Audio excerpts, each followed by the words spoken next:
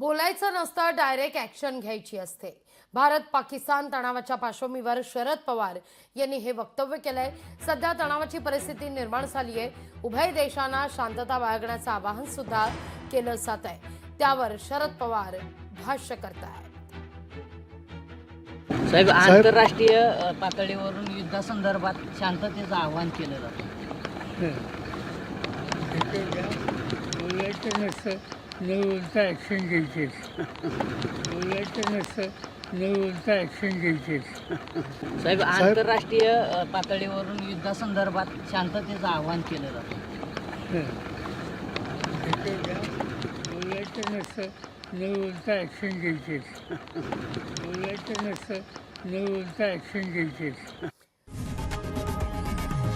लोकशाही मराठी ऐका, पहा, जागरूक रहा.